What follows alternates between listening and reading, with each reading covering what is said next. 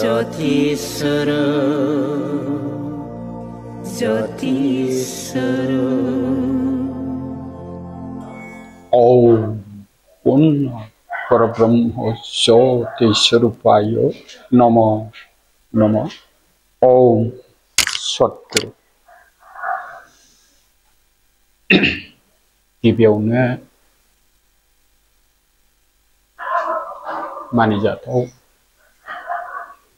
ब्रह्म गियान channel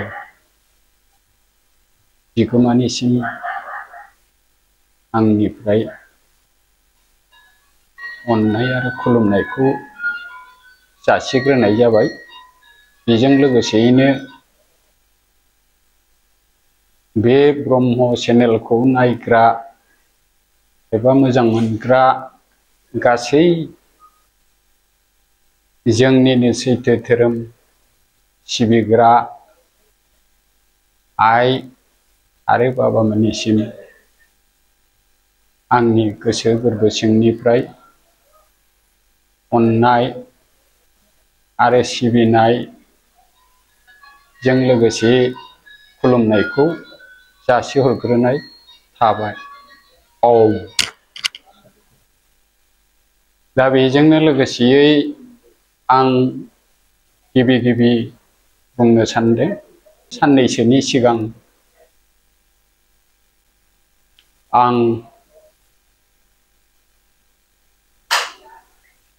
part 1 part 2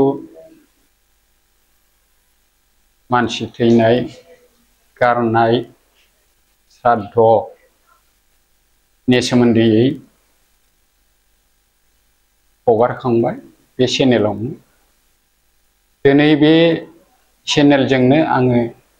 बिनिनो एसे माखासे आद्रा थानाय एबा मानसिखौ थैखांनानै सावहैनायनि बेलायाव आं फंनैसो बुंथिनो थाखाय लादों एबा सावरायनो थाखाय लादों, जाहाथे गासै भक्त आइ बाबामोनहा बे सावनायनि बेलायाव माब्रैहायबा सावनो नांगौ, माजों सावोब्ला नैबे मुलुगनि जेबो खहा जाया, आं बिनि सोमोन्दै जोंहा जोंनिनो परमहंस शिबनारायण स्वामीजी आफानि दखान बिजाबनिफ्रायनो दाख्लैबो बे दखान बिजाबनि गेजेराव अमृत सागर बिजाबनिफ्रायनो होनाय जादों। दिनैबो नैबे सुंद'थार आरो अब्लाबो आं बे दखान बिजाबनि गेजेराव अमृत सागर बिजाबनिफ्रायनो मंगलखारि अग्नि मोजांग्रा अर, बे 111 आरो 12 पृष्ठायाव नोंसोरो आइ बाबामोनहा जुदिहे बे चेनेलखौ नायनाय जायो होमब्ला बे पृष्ठायाव नायबानो जाबाय। दा बेवहाय लिरनाया ओरै उनथिं ओंखारलांगोन दाहाय सावनायनि बेलायाव आं माखासे खिन्थानो गोनाङा, होमब्लाबो एसे आगोलनिफ्राय आं एसे फरायथिनानै होनो सानदों। मानो होनोबा एदेशे पुराकाले ऋषि मुनिदिगेर दृष्टान्त ও উপদেশে রাজা প্রজা প্রভৃতি সকলেই দুই সুগন্ধ সুস্বাদু পদার্থ অগ্নিতে আহুতি দিতেন। नैबे जों जि जायगायाव दं बे हादोराव होनदों, ऋषि मुनिफोरनि जिथु नोजोर एबा दृष्टान्त होनदों, दिन्थिनाय बोसोनाव राजा फोरजा गासैबो बयबो मोननै मुवाजों अराव आहुति होयोमोन होनदों। बे मोननै मुवाया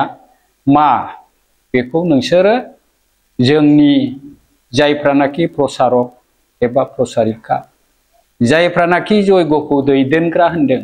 पुरहित बे आइ बाबामोनहा मोजाङै नायनानै ला नैबे 112 आरो 111 आरो 112 सुगन्ध सुसादु होनदों बे मुवाजों अराव आहुति होयोमोन होनदों ऋषि मुनिफ्रा बै गोदोनि राजाफोरखौ बेबादि बोसोन होदोंमोन ओमफ्राय बेबादि खामानि मावदोंमोन होनदों ऋषि मुनिनि बोसोन बादियै दिनैनि दिनावबो जोङो दिनै जेनेबा ऋषि मुनिफ्रा गैला अब्लाबो ऋषि मुनिनि बदलै जोङो परमहंस शिबनारायण स्वामीजी आफानि जिहेतु जोङो बिजाबखौ मोनबाय आरो जों बे परमहंसनि बिजाब मथेनो जोङो बयबो सोलिनो सानबाय अब्ला जोंबो साफा साफा ऋषि मुनियानो जादों दा जायफ्रानाखि प्रसारक आरो प्रसारिका होनबा जोङो दिनै बेखौ मिथिनानै जोङो साफ्रोमबो मोजाङै बे गोदोनि ऋषि मुनिफ्रा जेरैहाय राजाखौ बोसोन होदोंमोन बे खामानिखौ मावहोदोंमोन बेबादिनो जोंबो दिनैनि माखासे गोरों गोरा जेनेबा बै एमएलए एमपि मन्त्रि बेफोरखौ जोङो निस्सय लासैबाबो सोरनिबा दारैबाबो बिसोरखौबो नैबे मोजां हाबाखौ मावफुंहोनो थाखाय नाजानाया जों साफ्रोमबो प्रसारक आरो प्रसारिकाफोरनि दायित्व दङ आइमोन आफामोन ताहार फले सुबृष्टि हया प्रचुर परिमाणे साक्तिक अन्न उत्पन्न हयतो बिनि फलाव होनदों बिनि फिथाइयाव बै सुगन्ध सुसादु होनायनि बिथिङाव दिनै मोजां अखा हानानै गोबां रोखोमनि माने जेरैबायदि जखानि जानांगौमोन आबादफ्रा बेबादि आबादफ्रा मा जायो होनदों साक्तिक होनदों जेबो बेमार आजार गैयै जाग्राया बै समाव उजिबाय थादोंमोन होनदों सोमजिदोंमोन बै हाबाखौ मावनायाव आरो सुगन्ध सुसादु मुवाजों अराव आहुति होनायाव बै जाग्रा मुवाफ्रा भेजाल हिसाबै उजियाखैमोन बै समाव बेमार गोनां उजियाखैमोन সেই অন্ন ভক্ষণে জীব সুস্থ শরীর ও দীর্ঘায়ু হয়তো বিশুদ্ধ বায়ু বিধি ও অকাল মৃত্যু নিবারণ করিত बेबादि मुवाखौ आदारखौ जानानै जिबिफ्रा मोजां देहा गोग्गो देहा आरो गोलाव आयु जादोंमोन होननानै नैबेवहाय रोखा रोखा परमहंस शिबनारायण स्वामीजी आफाया जोंनो लिरनानै गालांबाय एबा खिथानानै गालांबाय एकदम गोग्गो बार आरो बेमार गैयै एबा सा ससेयावनो थैनायनिफ्राय बै समाव सुबुंफ्रा बारग'दोंमोन होनदों होमबा नायदो जोंनि दिनैनि बे समाव जों साफ्रोमबो प्रसारक प्रसारिका आइमोनहा बाबामोनहा दिनै जों बबे बिथिं जोङो थांदों एसे बिजिरनानै नायदो जोंनि थाबायनाय लामाखौ मानो होनबा बै समनि खोथाखौ गले गले बुंनाय जादों गोजौआव बुंबोनाय बादि होनो सुगन्ध सुसादु दिनै बे मुवाया जोंनि जगआव नोंनि बे नित्य आहुति होनायाव आंनि बे आहुति नित्य होनायाव गोग्लैदोंना गोग्लैयाखै एसे बिजिरनानै नायदो आइमोन बाबामोन मानो होनबा बे मुलुगखौ सोदांनांगौआ बे बारखौ सोदांनांगौआ बै जोमैखौ सोदांनांगौआ नोंनि बे जोंनि बे जानला मोनला मुवाजों अराव आहुति होब्लाखि बै मुलुगाखि सोदांजागोन बै बाराखि सोदांजागोन एसे बिजिरनानै नायदो आइमोन आफामोन এখন সেই প্রতা বিচ্ছিন্ন হওয়ায় দুর্ভিক্ষ ব্যাধি अकस्तकर मृत्यु देश व्याप्त होयासे माबादि लिरलांदों नै एसे खोनासंदो आरो जायफ्रा नैबे ब्रह्म गियान चेनेलखौ जेब्ला नायगोन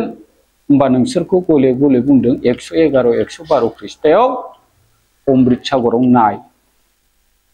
दिनै बै निथिया होनदों प्रथाया बिसिन्न गोदाव सोराव जालांबाय होनदों बिसिन्न जानला मोनला जोबलांबाय बिनि थाखायनो दिनै दुर्भिग्य होनदों बायदि बायदि जाथाय जादों बांग्रिं जादों अखा गैबाङै जादों बाराबा बारा जादों अखाया बिदिनो बारहुंखा सारअन्थाइ नैबेफोरबादि माने नै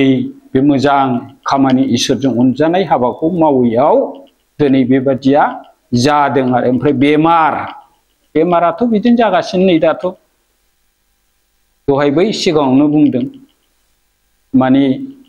थाब थाब थैनाय बयबो मिथिगौ दाथ' मा मा बेमारजों थैदों हठात बेमार जाब्रबनानै दसेनो गारां सत्तेनानै माबा माबि जाब्रबनानै थैनाया बारानिफ्राय बारा जागासिनो दङ आरो जेरैहाय हनै दा प्रेसारखौनो होनदो प्रेसार स्ट्रक जायै जायै आधा बैसोआवनो थैगासिनो दं थैयाबाबो हनै बिकलंग जानानै थायो नैबेफोरबादि जादों आरो जेरैहाय हार्ट एटेक बेफोरबोथ' गोबां दा जागासिनो दं पेरालाइसिस जानाय नै बायदि बायदि आरो गोबां रोखोमनि बेमारा दा साग्लोबनो हमदों जोंनि गेजेराव बिनि खारनानो जाहैबाय जोंहा जि खामानिखौ मावनांगौमोन बे खामानिखौ जों मावफुङैयाव दिनै बेखौ जों मोनगासिनो दङ राजा ताहार प्रतिकार करिते अखम राजाया बेबादि गाज्रि दुसित्त दुर्भिग्य बेफोरबादि जाथायफोरखौ माने मा होनदों प्रतिकार बेखौ होखारनायाव बिसोरो अखम होनदों मावनो हायाखै होनदों माजोंबा बेबादि जाथायफ्रा जोबोमोन बेखौ बिसोरो मिथिनो रोङा होनदों दिनैनि दिनाव सोर राजायालाय राजायाथ' हनै दानि बे जेनेबा मन्थ्रिफ्रानो नरेन्द्र मदि दं भारतआव आसामाव दं हनै जोंहा हिमन्त बिश्व शर्मा दिनैनि दिनाव बिसोरनो राजा आइमोन आफामोन बिसोरो बेखौ मिथियाखै मा मावोब्ला मुलुगा मोजां जायो मा मावोबा बै बेमार आजारनिफ्राय बारग'नो हायो बेखौ मावनायाव अखम होनदों बिसोरो हाया केनना राजा जानेन बटे जे अग्नि परिष्कारक किन्तु श्रद्धा और भक्तिपूर्वक परमात्मा ज्ञाने अग्निते सुसादु और सुगंध पदार्थ आहुति दिले जे जीवेर मंगल इहातिनि जानेन ना बिराद मोजां लिरलांबायना आइमोन बाबामोन एसे बहाय मोजाङै खोमा होदो नोंसोरो खोमाखौ मोजाङै फाथिनानै खोनासंदो मानोना राजाया मिथिगौ जे होनदों मिथिनो हागौ जे होनदों अरा परिष्कारक अरखौ मिथियो आरो बिसोरो अरा सोबखौनो साखोन खालामनो हायो बेखौ बिसोरो मिथियोलायो बे खामानिखौबो आरो नाथाय होनदों किन्तु श्रद्धा भक्तिपूर्वक परमात्मा ज्ञानी मान होनायनि गेजेरजों आंगो जिउमानि गियानाव अराव जे सुसादु मिलौग्रा सुगन्ध मोदोमफ्रु मुवाखौ जे आहुति होयोब्ला जे जिबिनि मोजां बेखौ बिसोर मिथिया बै भारतनि प्रधानमन्त्री नरेन्द्र मोदीआबो बेखौ मिथियाखै जोंनि आसामनि हिमन्त बिश्व शर्मा मन्थ्रियाबो बेखौ मिथियाखै आरो बे हाबाखौ बिसोर मिथिया होनदों नोंसोर दा बे फरायग्राखौ खिन्थाग्राखौ हयथ' बोरैबा साननोबो हागौ नोंसोरो नाथाय आध्यात्मिक गियानजों नोंसोरो बेखौ बिसार खालामनानै नाय आइमोन बाबामोन बे खोथाया सैथो ना मिथ्या पूर्वकाले आर्यगण मृत सत्कारेर समय घृत चंदनादि उत्तम पदार्थ अग्निते दितेन दहायसो बुंदोंमोन आं मानसि थैनाय सावनायनि खोथा एसे गिबियाव बुंबोदोंमोन गोजौआव नैबे दा ओंखारफैदों आगोलाव होनदों गोदो आर्यफ्रा मानसि थैनाय सत्कार खालामनाय समाव मा खालामोमोन होनदों घी चन्दन मोजां मोजां मुवाखौ अराव होयोमोन होनदों आरो बै समाव आरो थैनाय समाव आरो माने सावोमोन घीजों चन्दनजों आरो बिदिनो मोजां मोजां मुवाजोंसो मानसिखौ सावोमोन होनदों जाहाथे पृथिबी जल वायु ओ अग्निर बिशुद्धताय जीव सुखे थाकितु होनदों बेवहाय मा मोननो बुहुमनि दै बार अर माने एकदम शुद्ध होनदों साखोनै थानानै जिबिफ्रा सुगै थादोंमोन होनदों बै समाव मानो होनबा बायुमण्डलफ्रा गाज्रि जायामोन बुहुमा गाज्रि जाया दैया गाज्रि जाया बारा गाज्रि जाया अरा गाज्रि जायामोन होनदों नै बेवहाय रोखा रोखा लिरदों मानो होनबा बै गोजौआव बुंबोनायखौ गले गले बुंनो गोनां जादों दिनै मानो होनबा मानसि सावनायावबो चन्दनजोंसो सावोमोन घीजोंसो सावोमोन होनदों बै समनि मानसिफ्रा आरो बर्तमान काले हिन्दुरा पूर्व पुरुषদের অভিমান করেন বটে কিন্তু লোকালয়ে শবদাহ করেন এবং ঘৃত চন্দনাদির খরচ বাছাইয়া মৃত ও জীবিতের উপকারার শূন্য শ্রাদ্ধাদি করিয়া বহু ব্যয় সম্পন্ন করেন नै बेवहाय मा बुंदों एसे खोनासंदो पूर्व पुरुषनि होनदों आगोलनिफ्रा अभिमान अहंकार खालामनो हागौ होनदों आगोलनि मानसिफोरखौ आरो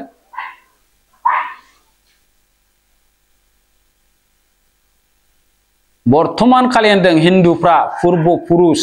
गावसोर आगोलनिफ्रायनो ओरै थोरै जों मावबोयोमोन बे खोथाखौ बिसोरो अहंकार खालामनानै लानो हागौ होनदों नाथाय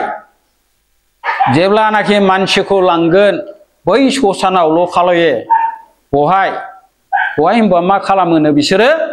घीखौ चन्दनखौ खरसा बारा थाङो एसे थाल्ला जोंनि आइ बाबामोन आरो गासै सैथो धोरोम सिबियारि भक्त आइमोन रायजोफोरखौबो खावलायहरनाय जादों आरो मानो होनबा जों मानसिखौ सावो सावनायालाय नाथाय बै समाव घीजोंसो चन्दनजोंसो सावोमोन होननानै नाथाय बे खरसा दा बारानिफ्राय बारा जादों घीया 800 गाहाम जादों लिटार चन्दना 2000-1500 किल'आव बेखौ बायनानै सोर मानसिखौ सावगोन फालाय नङा होनबा बेबायदि जादों आरो दा बेनिखायनो जिबिनि उपकार सुइनो होनदों जिबिनि जायजोंनाखि मोजां जायो बिनि सुइनो बेबायदि जेखौनाखि मावनो नाङा होनदों नै परमहंसआ आं दाख्लै आगोलनि चेनेलावबो हरखांबाय श्राद्धादि श्राद्ध बायदिसिना नै बेखौ रायलांबावदों नै परमहंसआ नोंसोर फरायनानै नाय बेबायदि गोबां खरस खालामनानै मानसि थैनायनि बिथिङाव माने जोबथा खालामो होनदों होनबा नायदो आरो आइमोन बाबा दा जोंखि घीजों सावदों चन्दनजों जों सावदों बे मानसिखौ होनबा नायदो बेवहाय दिनै मा खालामबाय नै एदिके पाथुरिया कयला केरासिन तेल বিষটা প্রভৃতি অগ্নি সংযোগ বিষময় বাষ্প উৎপন্ন করিয়া অনাবৃষ্টি অতিবৃষ্টি শস্যহানি প্রভৃতি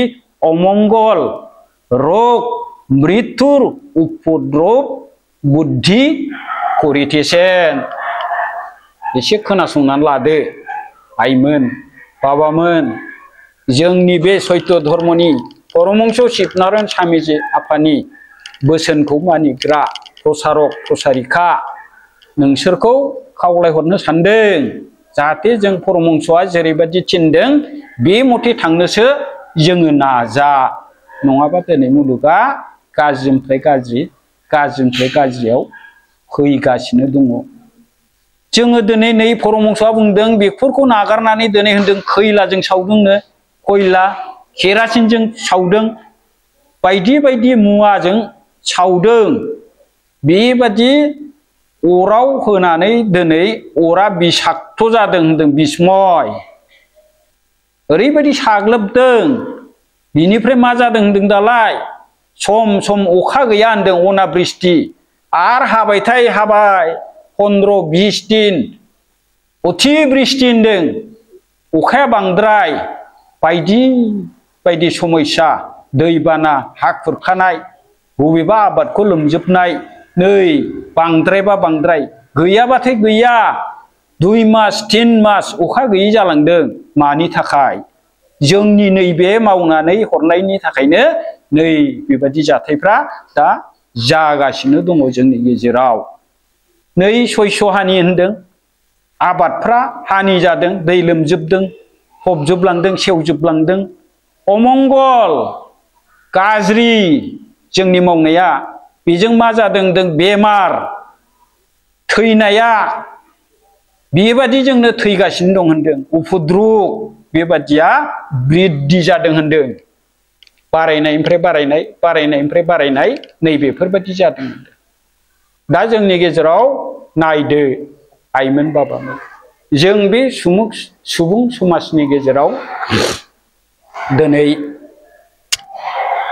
मोनफ्रोमबो संगठनानो मानोबा धोरोम होनोबा बे मोनसे संगठनसो धोरोम नंखाथारा रावनाबो मानसिफ्रा मा बुंदों बे बेदां बाबाया होनगोन किन्तु परमहंसनि जुक्तिजों थाङोब्ला बेखौ जोङो हमनो हायो एबा मोनदांनो हायो एबा रोखायै मिथियो आरो मानो होनबा जोंनि मानसिफ्रा दिनै बयबो माने मानसिखौ फबनो नागिरला खालि सावनोल' आरो बयबो सावो दा गोदो सावोमोन फबोमोन बांसिन दानिया सावबाय होमबा बै सावनायाव माखौ बाहायदों लांबाय जगारा जिबादि लांखाबाय खरसाफ्रा दा बेखौ मटर टायारजों साइकेल टायारजों बिनिफ्राय केरासिन मोनबा केरासिनजों केरासिन मोनाबा डिजेलजों नै मानसिखौ फटाफट खामजोबहोनो नाजायो आरो नाथाय नोंसोरो एसे बिसार खालामनानै नाय बै टायार सावनाय उखुन्दैया माबादि गदों केरासिन खामनाय बे उखुन्दैया माबादि गदों एसे थाल ला आर मानसियाथ' मानसि ओरैबादि माने गाज्रि ओंखारखायो मानसिनि खामनानै ओंखारनाय बै जिथु उखुन्दै बिषाक्त बे बुस्थुआ मानसिनियानो बिषाक्त खाबाव होमब्ला नोङो साइकेल टायारखौ सावदेरबाय मटर टायारखौ सावदेरबाय केरासिनखौ होदेरबावबाय हनै बेजों नोङो सावबाय होमबा बिनि उखुन्दैखौ नायदो नोङो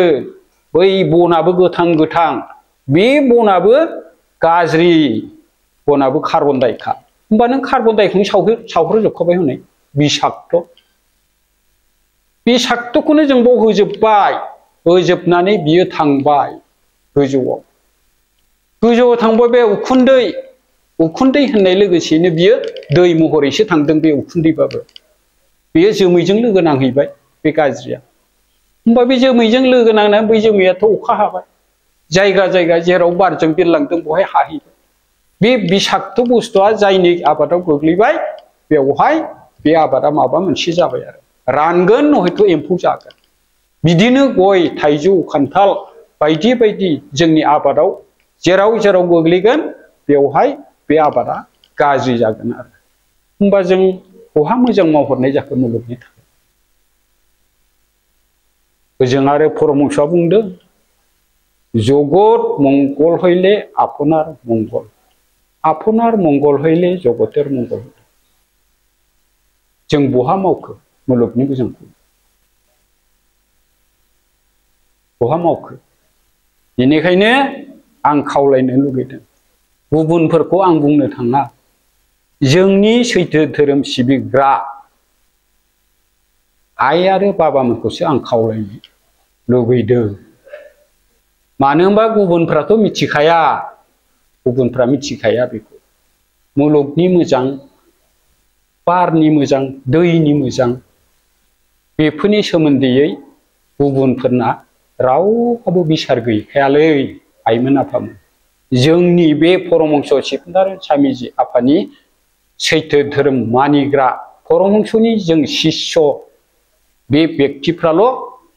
मुलुगनि मोजां गाज्रिखौ एसेब्लाबो बिजिरनो हानाय गोहोआ जोंनावसो दं होमब्ला जों मोजाङै बिजिरदो दिनै बे गोथैखौ मानो जोङो बै केरासिनजों बै मटर टायारजों साइकेल टायारजों मानो सावनांगौ परमहंसआथ' बुंलांखादों जेनेबा नोङो मानसि थैनायखौ ओरैनो गारो ना दैयाव गारहरो ना फबो ना सावो होनदों नाथाय सावनायनि बिथिंखौ दिनै सावरायनो गोनां जादों मानो होनबा जि मुवाजों नों बेखौ सावगोन मुलुगा बिराद गाज्रि जायो दिनै हनै गिबियावनो बुंबावबाय हनै बेफोरनि दारैनो दिनै अनाबृष्टि जादों अति बृष्टि जादों नायसै बेमारा बारा जानो हमदों हनै मानिफ्राय जादों नोंल'थ' सावा आंल'थ' सावा दिनै मुलुगाव सानसेयावनो कत लाख मानसि थैयो होमबा बेखौ बयबो दिनाव दिन लाख सावोबा लाख नोङो केरासिनजों सावोबा लाख जना बै मटर टायार आरो बे साइकेल टायारजों सावोबा होमबा बे मुलुगाखि दा मोजां दंबावो दा बे एसे बिजिरनानै नायदो गाज्रि जागासिनो दं बेनिखायनो आं जोंनि बे परमहंस शिबनारायण स्वामीजी आफानि जायफ्रानाखि जों शिष्य प्रसारक प्रसारिका बे धोरोमनि सोमोन्दै मिथिग्रा व्यक्तिफोरनिसिम आं खावलायनो सानदों जाहाथे जों बेखौ जोंनि सैत्य धर्म फालिग्राफ्रा बे सावनायखौ बन्द खालामनांगौ नहयथ' जुदि बन्द खालामा होमब्ला बेखौ गिहिजों सावनो नांगौ मानसि सासेखौ नों गिदिर मानसि सावनोब्ला 15 निफ्राय 20 लिटारसिम नांगौ होमबा नै दहाय गिबियाव बुंबोखाबायना परमहंसआ रायबोखाबाय बै खरसाखौ गिनानै दिनै जानला मोनला गाज्रि मुवाजों सावनानै नैबे मुलुगखौ गाज्रि खालामदों होननानै गिबियाव बुंबोखाबाय दे आइमोन बाबामोन एसे बिजिरनानै नाय नोंसोरबो फरायदो अमृत सागर बिजाबनिखा बियो 111-12 पृष्ठआव नायदो नैबे बेदां बाबाया बानायनानै लिरनायबो नङा जों जिहेतु परमहंस शिबनारायण स्वामीजी आफानिनो शिष्य जों साफ्रोमबो बिनि बोसोनखौनो जों मानिनो होननानै जोङो सतबांसा जानानैसो फैखानाय ओमफ्राय बिनि खामानिखौ मावनो आखायाव लाखानाय आरो बेनिखायनो दिनैनिफ्राय जुदिहे सोरहाबा खरसा हाया फबदो गथ' आरो जेबो दिगदार गैया फबनायावथ' खरसाबो जाला आं दाख्लै गिबियावनो बेखौथ' हगारखाबाय दिनै थैबाय हराव जा सानाव जा जिखुनु फैनानै जग्य आहुति होदो जा साबैसे मानसि जमा जादोंमोन ओइदिननो जाहोदो लोंहोदो ओइदिननो फोजोबबाय बहाय दसा गारनाय श्राद्ध गारनाय बाव गैखाला परमहंसना ओइदिननो जोबखाबाय बिनिया बेखौ दाख्लैनो बार बुंखादों आरो आं बेखौ आरो पुनराय बुंनो गोनां गैला आं बेखौल'नो खावलायबाय जाहाथे आइमोनहा बाबामोनहा बयबो प्रसारक प्रसारिका जाय बे बिजाबजों सोमोन्दो थानाय बिसोरो बै मिथियै व्यक्तिफोरनो बे बिजाबखौ बोदलानानै फरायनानै खिन्थादो सोरबाफोर सावनो नागिरदोंबा बेखौ बुंखादो हायोबा सावदो आरो हायाबा फबदो मानो होनबा सावनायाव 15 निफ्राय 20 लिटार नांगौ होमब्लासो बेखौ माने जोङो मुलुगखौ मोजां लाखिहरनाय जागोन रावनिबो अनिष्ट जानाय नङा आरो बिदिब्लासो आरो मानो होनबा बे बिराद मुलुगखौ गाज्रि खालामदों दा जों नैबे सेकेन्डे जानाय बारा जोंनि थाखाय जाजाथाव नंला बादि जानानै फैगासिनो दङ जाहाथे जों मिथिनायफ्रा जाहाथे नैबे बारखौ जाहाथे जों गाज्रि खालामो सरकाराबोथ' होनदों प्रदूषण मुक्त प्रदूषण जाबाय होनदों प्रदूषण मुलुगानो जाजोबमारबाय प्रदूषण दानि जिथु आं गोजौआव बुंबोनाय बैफोर मुवाफोरखौ सावनायावथ' बेफोरबायदि माने प्रदूषणा बारायबाय थादों प्रदूषण मुक्त खालामग्रा खिन्थु रावबो गैया दिनैसिमबो प्रदूषण मुक्त खालामग्रा गैया परमहंसआ खिन्थु बे लामाखौ जोंनो होलांदोंमोन जग्य आहुतिनि दारै बे प्रदूषणा मुक्त जायो ओंखायनो जोंखौ साफ्रोमबो बेक्तिखौ फुं मोना जेसेबां मुलुगाव सुबुं माहारिफोर दं बिसोरखौ मिलौहा मोदोमफ्रु जिराद लानानै अराव आहुति होनो खिथालांदोंमोन आरो नाथाय दिनै मिथिनानैबो मिथियै बादि जोंनि किसुमान गामिफ्राव ओरैबादि दङ दासिमबो बे नित्य जग्यआ बबेबा बादि गामिफ्राव एखेबारे जिर' शून्य मावथारि दङ किसुमान गामिफ्राव दं जायफ्रा जग्यखौ दैदेनग्राया दिखा लानानै नित्य मावनांगौनो होननायाव जेने थेने बाध्यथायाव मावग्रा होमबा बेफोरबायदि बेक्तिनि दारै बहा बे जग्यनि खामानियालाय मोजाङै सुसारु रुपै जाफुंनांगौ जाफुंनाय नङा मानो होनबा बे जग्यनि सोमोन्दैनो जेबो मिथियाब्ला होमबा बे जग्यखौ जानला मोनलासो मावगोन ना दहाय बै सुगन्ध सुसादु होननाय मुवाया बै जानला मोनला बेक्तिनाव बिनि जग्यआव अराव नित्यआव मालाबाबो बै मुवाया गोग्लैफेराखै दै आइमोन आफामोन एसे बै होग्रायाबो बिजिरनानै नाय एसे होग्राफ्राबो एसे बिजिरनानै नाय गोग्लैयाखै नोंसिनाव बे मुवा होमबा दिनै बे मुलुगालाय बहुत मोजां जानांगौ जाया दिनै बिदियावनो मुलुगा गाज्रिनिफ्राय गाज्रिसिनाव फैगासिनो दङ आइमोन आफामोन ओंखायनो बे थैनाय सावनायनि बेलायाव आं बेखौनो गुरैयै बयखौबो खावलायनानै माने बुंनानै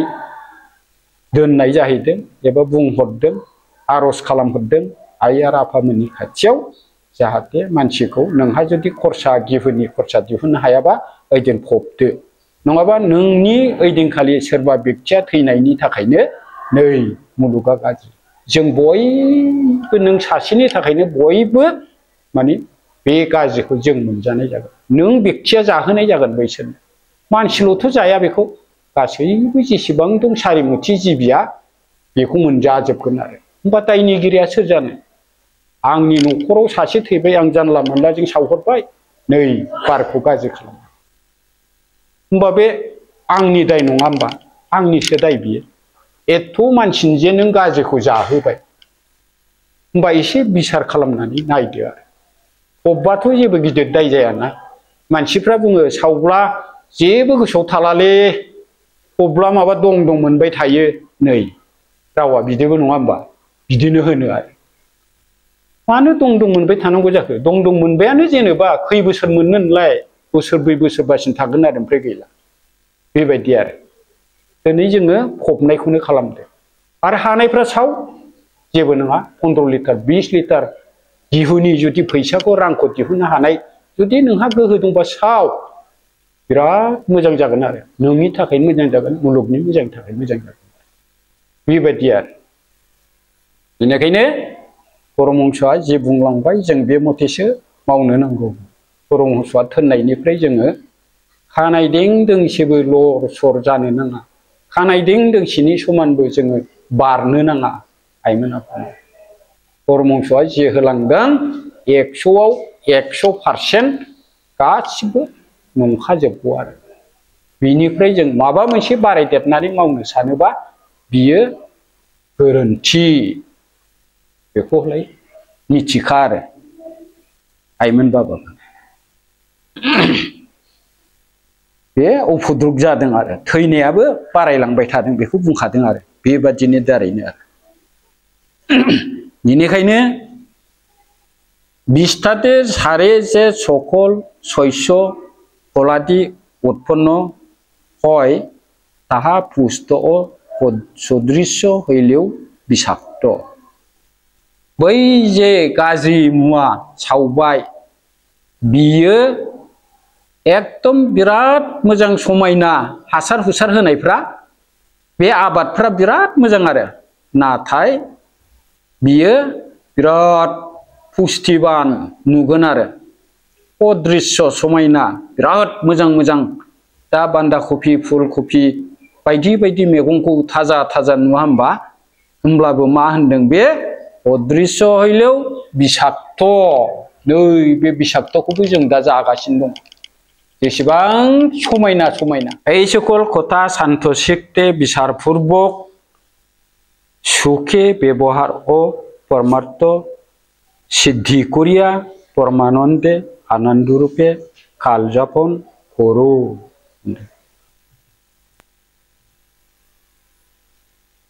बे खोथाखौ होनदों आरो गोजोन गोरबोजों बिसारनि गेजेरजों सुगै मोजाङै बेबहारिक आरो पारमार्थिक हाबाखौ सिद्धि खालामनानै आंगो गोजोनग्लाय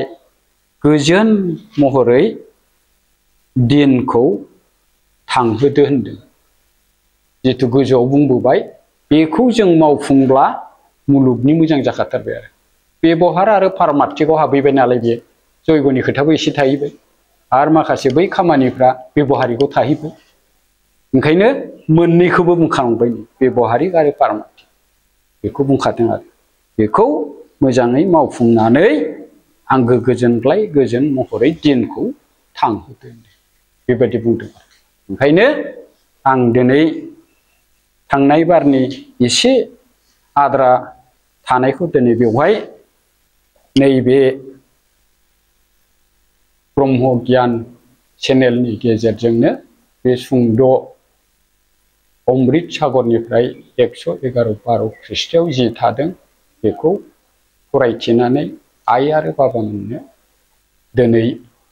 आरो पुनर माने खिन्थानानै होफिनबावनाय जाबाय बे ससे थानायखौ बेखौ नोंसोरो साफ्रोमबो सैथो धोरोम सिबिग्रा प्रसारक प्रसारिका आइमोना जाहाथे बिजाबखौ लानानै जाय व्यक्तिफ्रा मिथियाखै गामिफ्राव ओनसोलफ्राव बिसोरनो नोंसोरो प्रसारक आरो प्रसारिका आइ आरो बाबामोनहा मोजाङै थन्न थन्न बिजाबनिफ्राय खिन्थानानै बे हाबाफोरखौ मोजाङै मावफुंहोनो नाजादो बेनो आंनिफ्राय गुरैयै खावलायनाय थाबाय। आं बेयावनो आं बे आयदाखौ दोनथ'नाय जाबाय। ओम पुर्ण परब्रह्म ज्योति स्वरूपाय नमो नमः। ओम सद्गुरु।